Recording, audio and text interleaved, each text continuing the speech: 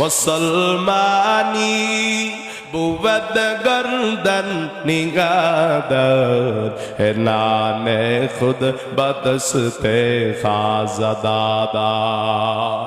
একজন ভাই আবার নিজের হাতটাকে দেখেন কেমন ইমান, নিজের হাতকে আলাদা করে ফেলছে। আমরা কইলে কইতাম চিকিৎসা কর, এই দৌড় দিয়ে হাসপাতালে যা আমার হাতটারে বাঁচা।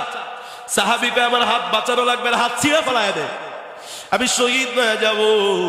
মায়ার নবী এবার ঘোষণা করলেন, কে আছো? আবু জাহেলের অবস্থাকে একটু খবর নিয়ে আসো। কবজালার জ্বালাইলে আবু জাহেল আমাকে মক্কা। বিসমিল্লাহির রহমানির রহিম।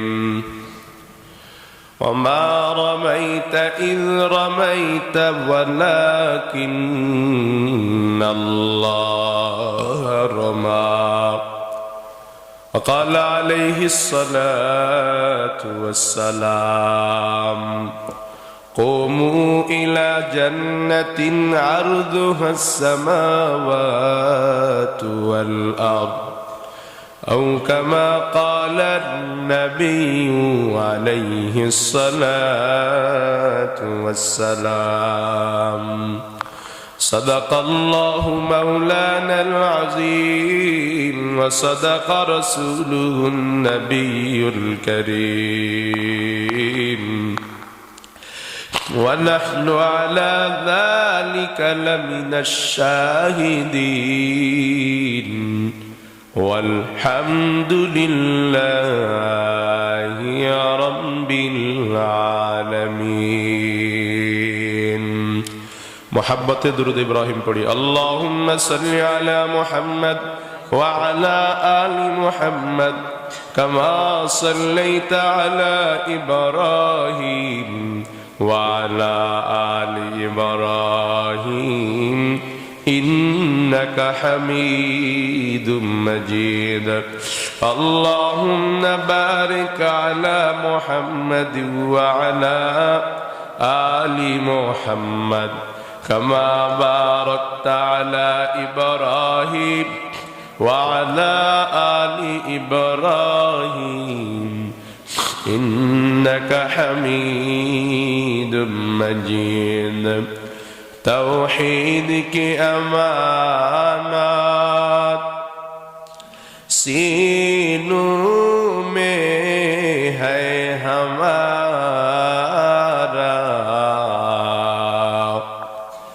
آسان نہیں مٹانا نام و نشان ہمارا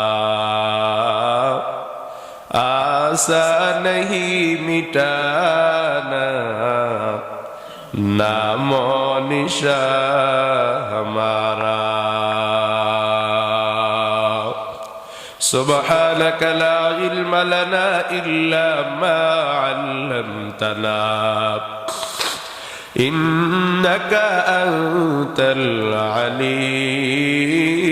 العليم الحكيم رب زدني علما رب اشرح لي صدري ويسر لي أمري واحلل عقدة من لساني يفقهوا قولي آمنت بالله صدق الله আল্লাহ পাকের শুকরিয়া যে আল্লাহ পাক রব্বুল আলামিন আমাদেরকে শুক্রবারের দিন জুমার নামাজে আগে আগে আসবার বসবার সুযোগ করে দিয়েছেন। নিয়ামতের শুকর আদায়ার্থে সকলে মিলে বলি আলহামদুলিল্লাহ। লক্ষ কোটি দরুদ ও সালাম বিশ্বমানবতার মুক্তির দূত শান্তির বার্তা বাহক হেদায়েতের পরম দিশার উম্মতের কান্ডারি সাইয়্যিদুনা জনাবে মুহাম্মদুর রাসূলুল্লাহ সাল্লাল্লাহু আলাইহি ওয়াসাল্লামের উপর। মুহতারাম হাজিরিন, আমরা নবীজির সিরাতের আলোচনা করতে করতে হিজরতের অর্থাৎ হিজরি সনের দ্বিতীয় বছর বদর যুদ্ধের আলোচনা চলছিল আমাদের। আপনারা শুনেছেন, আপনারা জেনেছেন যে বদর যুদ্ধের মধ্যে আল্লাহ পাক আসমানি সাহায্য নাজিল করেছিলেন, ফেরেশতারা এসেছিলেন এবং নবীজি সাল্লাল্লাহু আলাইহি ওয়াসাল্লাম চিন্তায় পড়ে গিয়েছিলেন। মাত্র ৩১৩ জন সাহাবী, অস্ত্রশস্ত্র নাই, ওইদিকে হাজার হাজার কাফের, অস্ত্রসজ্জিত কাফের, মুসলমানদের কি অবস্থা হবে। নবীজি কাদা মাটিতে সেজদায় পড়ে আল্লাহ পাক রব্বুল আলামিনের কাছে সাহায্য চাচ্ছিলেন। হযরতে আবু বকর রাদিয়াল্লাহু তাআলা আনহু নবীজিকে সান্ত্বনা দিলেন, নবী টেনশন করবেন না, আপনার রব আপনাকে কখনো পরাজয় করবেন না, আপনার রব আপনার সাথে আছেন। আবু বকরের কথা শোনার সঙ্গে সঙ্গে নবীজি মাথা উঠাইলেন। আল্লাহ পাক ওহী নাজিল করলেন, আন্নী মুমিদ্দুকুম বিআলফিম মিনাল মালাইকাতি মুরদিফিন। হ্যাঁ নবী, মাথা উঠান, আপনাকে আমি আজকে 313 জন সাহাবী নয়, 313 জন সাহাবীর সঙ্গে 1000 ফেরেশতা আসমান থেকে আপনার সাহাবীদের সাথে যুদ্ধের জন্য আমি আল্লাহ পাঠায়া দিব। ভাইয়া নবী আবু বকরের কয়, আবশির ইয়া আবু বকর, হে আবু বকর সুসংবাদ গ্রহণ করো, হাযা জিবরিল আলা সালায়াবুন নাফু। জিবরিল খুশি হয়ে যাও, এই যে জিবরিল চলে আসছে ময়দানে। জিবরিলের সাথে 1000 ফেরেশতা আছে। কয় হাজার ফেরেশতা? কাফেররা 1000, মুসলমানরা 313। কিন্তু মুসলমানদের সাথে আল্লাহ পাকের সাহায্য আরো কতজন? 1000। নবীজি বলেন, আবশির ইয়া আবু বকর, হ্যাঁ আবু বকর সুসংবাদ গ্রহণ করো, টেনশন করবা না। আতাকা নাসরুল্লাহ, আমি নবী নিজে চোখে দেখতে পাচ্ছি আমার মাওলার সাহায্য ফেরেশতারা নেমে গেছে। নবী কয়, আমি নিজে চোখে দেখতে পাচ্ছি ফেরেশতারা নেমে গেছে। হাযা জিবরিল, ওই দেখো জিবরিল, আখিযুম বিআলালি ফারসাতি ইয়াকুদু। জিবরিল, এই আবু বকর তাকাইয়া দেখো, যে আমি জিবরিলকে দেখতে পাচ্ছি, খুশি হও, আনন্দিত হও, আর কোন টেনশনের কারণ নাই। ওই যে দেখো জিবরিল আমিন আইসা আমি নবীর গোড়ার লাগাম ধরতেছে, আমি কোথায় কোথায় যাব, আমাকে জিবরিল নিজে হাতে নিয়ে যাবে। আবু বকর আজকে তোমার টেনশনের কারণ নাই। এরপর রাসূলুল্লাহ সাল্লাল্লাহু আলাইহি ওয়াসাল্লাম পুরা ময়দানের মধ্যে ছড়িয়ে পড়লেন। আবু বকর রাদিয়াল্লাহু আনহু এই কথা শোনা মাত্র এতটা খুশি হইলেন, যুদ্ধের মধ্যে নিজের শরীর বাঁচানোর জন্য যুদ্ধ বর্ম পড়লেন। আবু বকর বললেন, যুদ্ধে বর্মের কোনো দরকার নাই, লৌহ বর্ম ফালায়া দিয়া কয়, আজকে আমাদের বিজয় কেউ রোধ করতে পারবে না। খুশি হয়ে সামনে অগ্রসর হলেন। একজন সাহাবী যুদ্ধ করতেছেন, যুদ্ধের ময়দান শুরু হয়ে গেল। এক সাহাবী হযরত আব্বাস রাদিয়াল্লাহু ইবনে আব্বাস রাদিয়াল্লাহু আনহুমা থেকে বর্ণিত, একজন সাহাবী আয়েশা কয়, ও মায়ার নবী, আজকে কি দেখলাম যুদ্ধের ময়দানে, কিছু বুঝতে পারলাম না। কয়, আমি একজন মুশরিকরে তাড়া করলাম, তারে আমি হত্যা করব, তারে আমি আঘাত করব। হঠাৎ করে গায়েবী আওয়াজ, কে জানি বলতেছে, সামনে অগ্রসর হও, সামনে অগ্রসর হও। আমি তারে চাবুক মারার আগে কে জানি অদৃশ্য দেখে ওই মুশরিকরে চাবুক মায়েরা দিল। মুশরিকের চেহারার মধ্যে, শরীরের মধ্যে চাবুকের আঘাত, মুশরিক হঠাৎ করে জমিনে ঢলে পড়ে গেল। ইয়া রাসূলুল্লাহ, আমি তারে মারবো, চাবুক নিয়ে আগাইতেছি, হঠাৎ দেখি সে পড়ে গেছে। কাছে যাইয়া দেখি শরীরের মধ্যে আঘাত, ক্ষত বিক্ষত হয়ে গেছে। মায়ার নবীজি কয়, সাহাবী তুমি সত্য কথা বলেছো, একটু মিথ্যা বলো নাই, সত্য বলেছো। ওই মুশরিকরে যে মেরেছে সে অন্য কেউ না, সে হলো ফেরেশতা। যেই ফেরেশতা ওই মুশরিকরে মারছে, ওই ফেরেশতা তৃতীয় আসমানে ছিল। তৃতীয় আসমান থেকে নাইমা যুদ্ধের ময়দানে মুশরিকরে হত্যা করেছে। নবীজি দেখে চিনাও ফেলছেন, এই ফেরেশতাটা তৃতীয় আসমানের ফেরেশতা। সাহাবীদেরকে যেমন দেখা মায়ার নবী বুঝেন যে এই সাহাবীর বাড়ি অমুক জায়গায়, এটা আনসার, এটা মুহাজির। ফেরেশতারে দেখা নবী চিনা, কয় ফেরেশতার বাড়ি তৃতীয় আসমানে। আল্লাহু আকবার কর। তৃতীয় আসমান থেকে লাইবা মুসলমানদেরকে সাহায্য করেছে। আবু দাউদ বাজিলি বলেন, আমি একজন মুশরিককে মারার জন্য তাড়াতাড়ি করলাম, তাড়াহুড়া করলাম, তার দিকে যাইতেছি, হঠাৎ করে দেখি তার মাথাটা কার তরবারিতে যেন দ্বিখণ্ডিত হয়ে গেল। আল্লাহু আকবার। আমি বুঝতে পারলাম না তরবারি দিয়া তারে কে হত্যা করে ফেলেছে, তার মস্তককে আলাদা করেছে, এটা আমি বুঝতেও পারলাম না। একজন আনসার সাহাবী আব্বাসী, আনসারী সাহাবী আব্বাস ইবনে আব্দুল মুত্তালিব নামে একজন কাফেররে বন্দী করলো। একজন কাফেররে বন্দী করে নবীজির কাছে আনলো। মায়ার নবী কয়, কে বন্দী করেছে বলো? সাহাবী কয়, নবী আমি বন্দী করেছি। কিন্তু মুশরিক আর কাফের কয়, আল্লাহর কসম, ও মানবতার নবী, ইসলামের নবী, আপনার এই সাহাবী আমারে বন্দী করে নাই। সাহাবী কয়, ইয়া রাসূলুল্লাহ আমি তো করলাম। মুশরিক কয়, না আমি এই সাহাবী আমারে বন্দী করে নাই, তাহলে কে করেছে?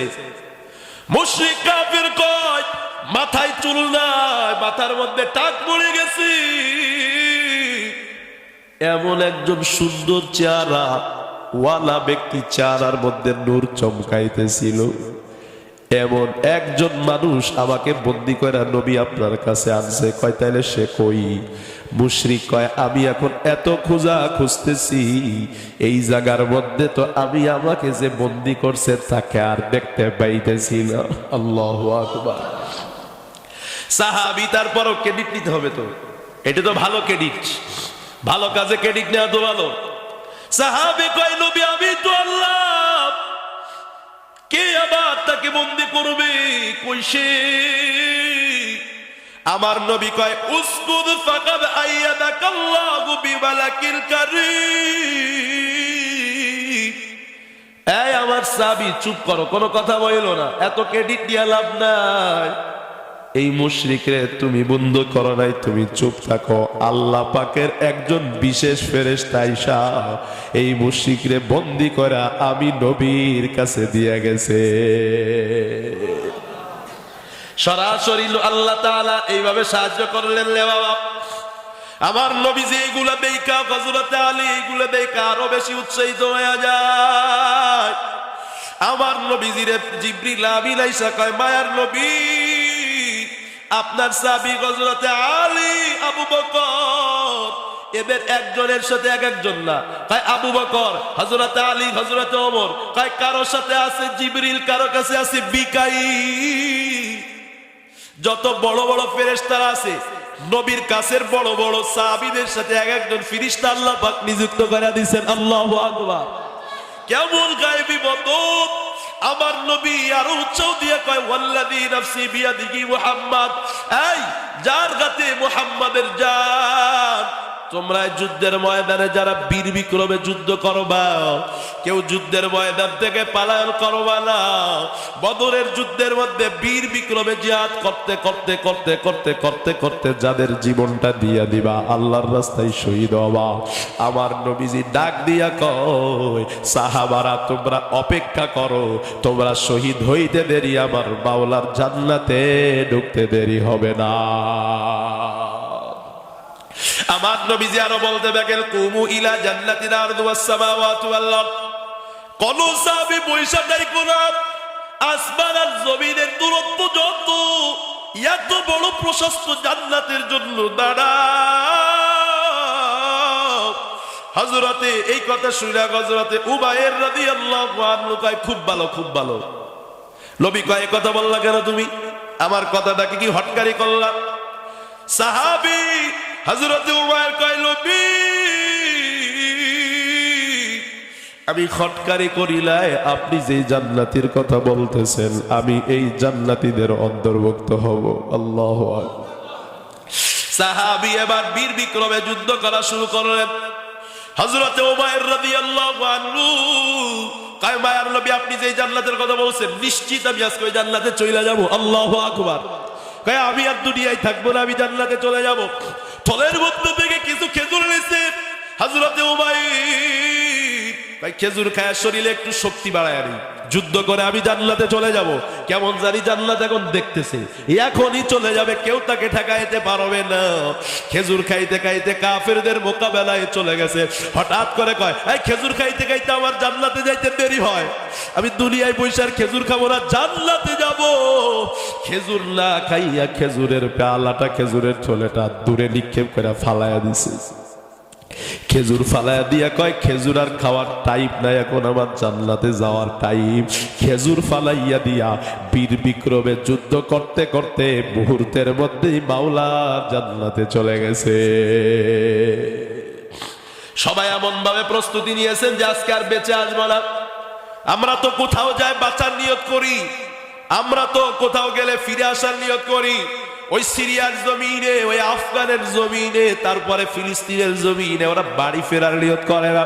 মুসলমান যদি কখনো বাড়ি ফেরার নিয়ত করে, ওই যুদ্ধে মুসলমানের বিজয় আসে না। সব সাহাবী কয়, আর বাড়ি আসবো না, আর বাড়ি আসবো না, জান্নাতে চলে যাব। মায়ার নবী যুদ্ধের ময়দানে বদরে যাবার জন্য সিরিয়াল করতেছে, সিরিয়াল লাইনে দাঁড় করাইছে, কে কে যুদ্ধে যাইতে পারবা। সাহাবীদের যুদ্ধের যখন নবীজি সিরিয়াল করছে, ছোট্ট ছোট্ট সাহাবী পার উপর ভর করে উঁচা করে দাঁড়াইছে।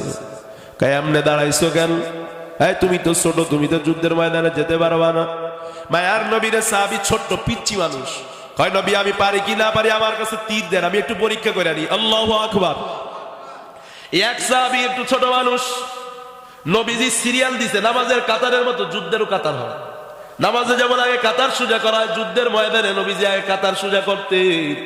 কাতার সোজা করছে, এক সাহাবী সামনে অগ্রসর হয়ে গেছে, পেটটা খুলে দিছে। পেটের মধ্যে তার কাপড়টা উস্কায়া আল্লাহর বান্দা ফেরেশ, আল্লাহর বান্দা সাহাবী একটু লাইন বাঁকা করে দাঁড়ায় রয়েছে। আর মায়ার নবী তীর আছে যে তীর, তীর নিয়ে মায়ার নবী লাইন সোজা করতেছে। আমরা যেমন হাত দিয়া লাইন সোজা করি, বেদ দিয়া উস্তাদরা লাইন সোজা করে, নবী তীর দিয়া লাইন সোজা করতেছে। বাঁকা যদি হয় তার গায়ে তীর লাগবে। নবীজি তীর এমনি লাফায়া লাফায়া তীর দিয়া লাইন সোজা করতেছে। ওই সাহাবীর পেটের মধ্যে তীরের আঘাত হালকা ভাবে আঁচ করছে, তীর লাগছে। মায়ার নবী কয়, সাহাবী তুমি এই কাজ কেন করলা? আমি সবাইরে সোজা করতে বললাম, তুমি কেন বাঁকা করলা? তোমার এখানে তীর লেগে গেল। সাহাবী কয়, নবী আপনি আমার তীর দিয়ে মারলেন কেন? ব্ল্যাকমেইল। ও নবী আপনি আমার তীর দিয়ে আঘাত করলেন কেন? আমার পেট আপনি দেখবেন না? আপনি তীর দিয়ে কেন আঘাত করলেন? আমিও আপনার তীর দিয়ে আঘাত করব। আল্লাহু আকবার কোন। ও নবী আমার খালি পেটে আপনার তীর লেগেছে, আপনার পেটের কাপড়টা চাদরটা উঠায়া দেন, আপনার হাতের তীরটা আমার কাছে দেন, আমি একটু প্রতিশোধ নিই। তীরটা সাহাবী হাতে নিয়া নিজের পেটের কাপড় তো আগের থেকে উঠায় খালি পেট করে রাখছে, নবীজির পেটটা উঠায় নিছে, উঠায় আবার নিজের পেটের সাথে নবীজির পেটটারে একটু লাগা একটা ঘষা দিছে। মায়ার নবী কয়, সাহাবী এটা তুমি কি করলা? এটা তুমি কেমন মজা করলা? সাহাবী ডাক দিয়া কয়, নবী আমি আজকে জান্নাতে চলে যাব। আল্লাহু আকবার। ও নবী আমি আর ফিরবো না, আজকে যুদ্ধে আমি জান্নাতে চলে যাব। অতএব আমি দুনিয়া থেকে যাবার পূর্বে আপনার সাথে তো আমার একটু স্মৃতি রাখা দরকার। জান্নাতে যেই স্মৃতি দেইকা আল্লাহ তাআলা আপনার সাথে জান্নাতে দিবেন, আমি এই জন্য বুদ্ধি কইরা কৌশল কইরা আমার পেটের সাথে আমার চামড়ার সাথে আপনার চামড়াটা লাগায় নিছি। আমি যখন যুদ্ধের ময়দানে পড়ে থাকবো, যখন আমি শহীদ হয়ে যাব, ফেরেশতা বলবে এই সাহাবীরে তাড়াতাড়ি ওঠা, এর পেটের সাথে নবীর পেট লাগছিল। আমি আপনার সাথে একটা স্মৃতি বানাইয়া নিলাম। ও নবী আমি আজকে জান্নাতে যাব গো, আমার জন্য দোয়া করবেন, আমি আর বাড়িতে ফিরবো না। এক একজন সাহাবী এইভাবে যখন প্রস্তুত হয়ে রেডি হয়েছে, আমার আল্লাহ এমন বিজয় দান করেছেন, মাত্র 14 জন সাহাবী শহীদ হয়েছে, এতেই আমার মাওলা বিজয় দিয়ে দিয়েছে। যখন মুসলমান মরার জন্য রেডি হবে, তখন মুসলমানদের মারার কেউ নাই। আর মুসলমান যখন বাঁচার জন্য চেষ্টা করবে, তখন মুসলমান একজন বাঁচতে পারবে না।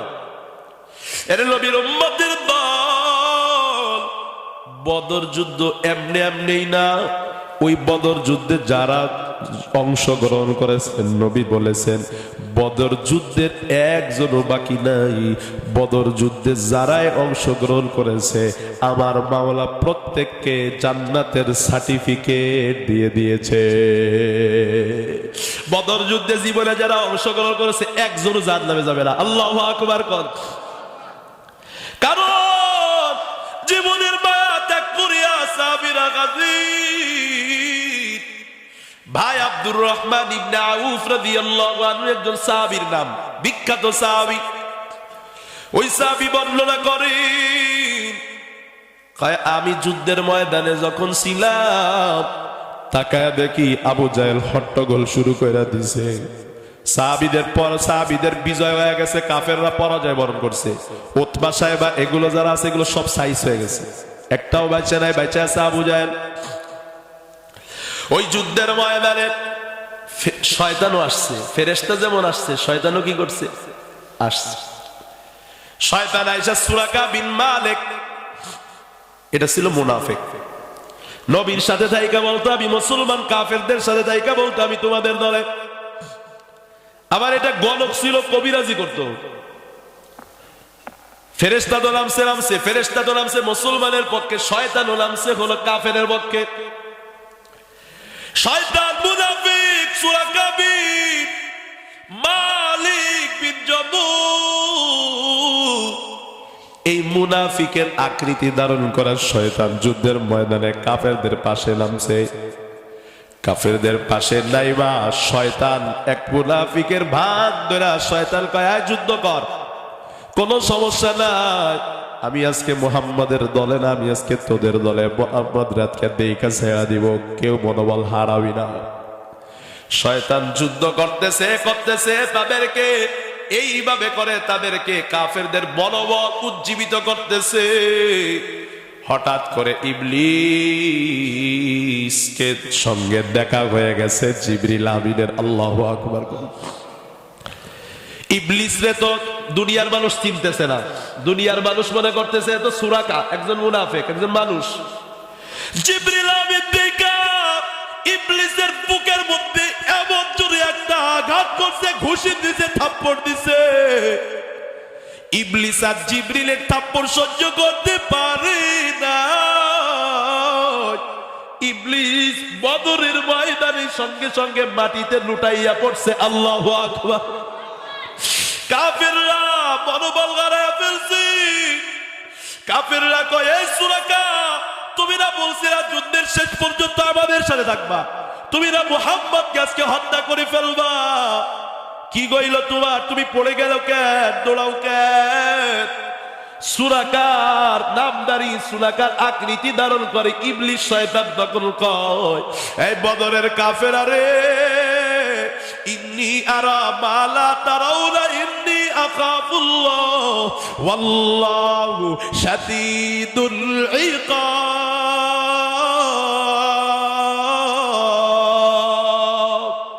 সুরাকার আকৃতি ধারণকারী ইবলিস তখন কয় বদরের কাফেরা রে, আমি যা দেখেছি তোমরা তা দেখো না। নিশ্চয় আল্লাহ বড় শক্তিধর, আমার মাওলার শাস্তি বড় কঠিন। জিবরিল আমিনের থাপ্পড় খাইয়া ইবলিস যুদ্ধের ময়দান থেকে পালায়ন করে লেজ গোটায় পালাইছে। কন্যা সুবহানাল্লাহ। এখন ইবলিসও চলে গেছে, কিন্তু কাফেররা তো জানে না ইবলিস, কাফেররা তো জানে একজন লিডার, নবীজির সব গোপন তত্ত্ব জানে আমাদের পক্ষের লোক। এখন কাফেরদের মনোবল হারায় গেছে। ইবলিস যখন চলে গেছে, ওদের প্রভু তো চলে গেছে, কাফেররা আবার পালায়ন করতেছে। আবু জাহেল কয় আয় পালাস না রে, সুরাকা তো মুনাফিক, ও মুহাম্মাদের বন্ধু, ও আমাদের মধ্যে আসছে আমাদের শত্রুতা করার জন্য, তোরা সুরাকারে দেখে মনোবল হারাবি না। এই কাফেররা, আবু জাহেল কয় উতবা সাহেব মরে গেছে তো কি হইছে, আমি আবু জাহেল তো আছি, আয় আয় আয় আবার যুদ্ধে আয়। আবু জাহেলের চতুর্দিক থেকে পাথর লিয়া তরবারি উঁচা কইরা কইরা, মানে আবু জাহেল এইভাবে মাঝখানে দাঁড় করাইছে বা বসাইছে, চতুর্দিক থেকে কাফেররা তরবারি নিয়ে এইভাবে তরবারির মুখটাকে মুসলমান চতুর্দিকে দিয়া দিছে, যাতে করে মুসলমান না আক্রমণ করতে না পারে। বর্ষাগুলো পাথরগুলো চতুর্দিক থেকে রেডি, দুর্গের মতো আবু জাহেলকে ঘিরা ফেলছে। এমত অবস্থার মধ্যে হযরত আব্দুর রহমান ইবনে আউফ রাদিয়াল্লাহু আনহু বলেন, দুইজন ছোট্ট ছোট্ট সাহাবী, দুইজনের নামই মুআজ। এই দুইজন সাহাবী আয়েশা আমার নিকটে আব্দুর রহমান ইবনে আউফ কয়, চাচা, ছোট বাচ্চা তো, ও চাচা আমাকে একটু বলেন না আবু জাহেল কই? আব্দুর রহমান ইবনে আউফ চিন্তা করছে, এই ছোট পিচ্চি বুলাপার যুদ্ধের ময়দানে কেডায় আনছে? আবার কয় আবু জাহেলরে দেখতে চায়। ভাতিজা, তোমরা আবু জাহেলরে দিয়া কি করবা? ছোট্ট বাচ্চা হইলে কি হইছে, দিলের মধ্যে ইশকে রাসূল নবীজির মোহাব্বতে ভরা। এই জামানাও কিছু ছোট ছোট বাচ্চা আছে, বয়স 10-15 বছর, কিন্তু নবীর মোহাব্বতে দিলটা ভরা। মুআজ নামের দুইজন সাহাবী কয়, চাচা রে, আমরা শুনেছি ওই আবু জাহেল নাকি আমার প্যারা নবীরে গালি দিছে। আমরা দুইজন ভাই ওয়াদা করেছি, যতক্ষণ পর্যন্ত আবু জাহেলের মাথা তার শরীরের সাথে থাকবে, গর্দান আলাদা না হবে, তত সময় আমরা দুই ভাই আবু জাহেলের থেকে আলাদা হব না। আল্লাহু আকবার। ছোট মরিচে ঝাঁজ বেশি রে বাবা। দুইজন সাহাবী মুআজ, ছোট্ট ছোট্ট পিচ্চি মানুষ, দেখেন না কত বড় মনোবল, কত বড় শক্তি, কত বড় তেজদীপ্ত ঈমান, ঈমানের পাওয়ারে। আব্দুর রহমান ইবনে আউফ কয়, দুইজন সন্তান দৌড় দিয়া আবু জাহেলের কাছে চলে গেল। আবু জাহেলের কাছে গিয়া আবু জাহেলকে হত্যা কইরা নবীর দরবারে দুইজন সাহাবী চলে আসলো। নবী কয়, তোমরা আবু জাহেলকে কেমনে মারলা একটু কও। ওমর নবী, আবু জাহেলকে এমন ভাবে ওরা তরবারি দিয়ে ঘিরে ধরছিল, আমরা ভেবেছিলাম হয়তো আবু জাহেলকে মারতে পারবো না, তারপরেও নিয়ত করেছি ওরে মারবো না, আমরা শহীদ হয়ে যাব, দৌড় দিছি ওদের দিকে। এরপর আমরা যখন বীর বিক্রমে গেছি, কাফেররা তো ভিতুর জাতি, আস্তে আস্তে করে আবু জাহেল থেকে ওরা আলাদা হয়ে গেছে। দুই ভাইয়ের মধ্যে বড় ভাই গিয়া আবু জাহেলের পায়ের মধ্যে, একবারে পায়ের গুছার মধ্যে তরবারি দিয়ে একটা আঘাত করছে। আল্লাহু আকবার। সাহাবী ডাক দিয়া কয়, নবী, বড়ই খাইলে যেমন আটিটা আলাদা হয়ে যায়, ওর সাথে যেমন বড়ের কোনো সম্পর্ক থাকে না, বিচি যেমন ফল থেকে আলাদা হয়ে গেলে বিচির সাথে ফলের সাথে কোনো সম্পর্ক থাকে না, একটা বিচি যেমন আলাদা পড়ে থাকে। তাকায় দেখলাম আবু জাহেলের পা আলাদা পড়ে আছে। আল্লাহু আকবার। আবু জাহেল পায়ের গোছা পড়ে গেছে, নলা শেষ, এমন অবস্থার মধ্যে পড়ে আছি। এক ভাই পাটা আলাদা করে দিছে, আর এক ভাই গিয়া বুকের উপরে পাটা রেখা তরবারি দিয়ে কুপায়া কুপায়া ইচ্ছা মতো কুপায়া রক্তগুলো আলাদা করে দিছে। আবু জাহেল অভিশপ্ত রক্ত দিয়া জমিনটা কেমন জানি লালে লাল। সাহাবী ডাক দিয়া কয়, মায়ার নবী, আমি যখন আবু জাহেলকে মারলাম, আবু জাহেলের ছেলের নাম ইকরামা, ইকরামা আমার ঘাড়ের মধ্যে আঘাত করলো, আমার ডান হাতটা ঝুলে গেল। সাহাবীর এবার ডান হাতের মধ্যে এবার শুধু এই চামড়াটাই বেঁধে আছে, চামড়াটা বাইরে আছে, পুরা হাতটারে ফালায়া দিছে। আবু জাহেলের হত্যাকারী সাহাবীরে কে করছে? আবু জাহেলের ছেলে ইকরামা। এই আমার বাবার হত্যা করতেছিস, একটা আঘাত করে ইকরামা আবার পলাইছে দৌড় দিয়া। সাহাবী মুআজ বলেন, নবী, আমি আমার হাতটারে পেছনে দিয়ে দিলাম, এই সামনে আসিস না, আমারে যুদ্ধ করতে দে। বাপ মা দিয়া যুদ্ধ করতেছে, যুদ্ধ করতেছে, কেমন ইমান ছোট্ট সাহাবী কয়, নবী, আমার ভাইরে দেখলাম, সে তো শহীদ হয়ে গেছে, এক ভাই শহীদ হয়ে গেছে। হযরতে মুআজ এবার আস্তে করে, যেহেতু হাতে ডিস্টার্ব করতেছে, হাতটা ঝুইলা আছে, নিজের হাতটারে নিজের ডান পায়ের নিচে দিয়া হাতটা থেকে এই যে চামড়া আলাদা করে হাতটা দূরে নিক্ষেপ কইরা এক হাত দিয়া বীর বিক্রমে যুদ্ধ করে আল্লাহর জান্নাতে চলে গেছে। মুসলমানি বুবদ গর্দন নিগাদর হে নানে খুদ বদস্তে খাজাদাদা। একজন ভাই আবার নিজের হাতটাকে দেখেন কেমন ইমান, নিজের হাতকে আলাদা করে ফেলছে। আমরা কইলে কইতাম চিকিৎসা কর, এক দৌড় দিয়ে হাসপাতালে যে আমার হাতটারে বাঁচা। সাহাবী কয়, আমার হাত বাঁচানো লাগবে না, হাত ছিঁড়ে ফেলায় দে, আমি শহীদ হয়ে যাব। মায়ার নবী আবার ঘোষণা করলেন, কে আছো? আবু আবু জাহেলের অবস্থাকে একটু খবর নিয়ে আসো। কবজালার জ্বালাইলাই আবু জাহেল আমাকে মক্কা।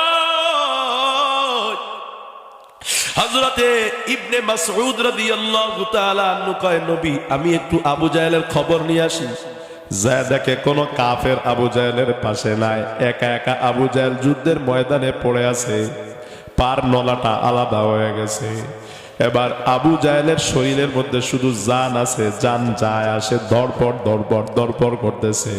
হযরতে আব্দুল্লাহ ইবনে মাসউদ রাদিয়াল্লাহু আনহু গিয়া আবু জাহেলের বুকের মধ্যে পাড়া দিয়া দাড়ি ধইরা এবার একটা টান দিয়ে ওর মাথাটা আলাদা করার জন্য টান দিছে। আবু জাহেল কয়, কে আসছো রে, কে আসছো রে, কে আসছো? কয়, আমি আব্দুল্লাহ ইবনে মাসউদ, আমার নবীরে কম কষ্ট দেওয়া নাই, এক্ষুনি তোমার ঘাটটা তোমার মস্তক থেকে আলাদা করে ফেলবো। আবু জাহেল কয়, রাখাল বুঝি আমার মস্তক আলাদা করবে? মুসলমানদের মধ্যে কি এর যে সম্মানী কোন লোক নাই? চিন্তা করে দেখেন, আবু জাহেলের গোষ্ঠী মরলেও এদের অহংকার শেষ হয় না, কথা কোন ঠিক না? এমন আবু জাহেল এখনো আছে না নাই? পরাজয় বরণ করার পরে তারপরেও বড় বড় কথা, তারপরেও বড় বড় হুমকি দামকি কথা বলেন, আছে না নাই? আবু জাহেল কয়, আব্দুল্লাহ ইবনে মাসউদ তুমি তো ছাগল চড়াইতা, বকরি চড়াইতা, বকরির রাখালে আমার ঘাড় আলাদা করবা। সম্মানী মানুষ থাকলে তারে আসতে কও। আমার কাছে এক কৃষকরা আমারে হত্যা করছে, যে দুই ভাই কৃষক ছিল, কয় কৃষকরা আমারে হত্যা করছে, তুমি আমার একজন রাখাল আইছো আমার মাথা আলাদা করতে। এই আব্দুল্লাহ ইবনে মাসউদ কোন সম্মানী লোকরা এসে আমার মাথা আলাদা করতে কও। হযরত আব্দুল্লাহ ইবনে মাসউদ কয়, দেরি করার সময় নাই, তোর কল্লাটা আমার নবীর দরবারে হাজির করব। আল্লাহু আকবার। এবার আবু জাহেল কয়, তাহলে আমার মাথাটা যে কাটবা একটু বড় সড়ো কইরা কাটো। কদ্দাল আউযুবিল্লাহ। কয়, মানুষের দেখবে আমি আবু জাহেলের কল্লাটা বড় ছিল। চিন্তা করেন কেমন খারাপের খারাপ। হযরতে আব্দুল্লাহ ইবনে মাসউদ আবু জাহেলের দাড়ি দইরা এমন জোরে টান দিছে, আবু জাহেলের মস্তকটা আলাদা হয়ে গেছে। হযরতে আব্দুল্লাহ ইবনে মাসউদ রাদিয়াল্লাহু আনহু আবু জাহেলের কল্লাটা এনে নবীর সামনে রাখছে।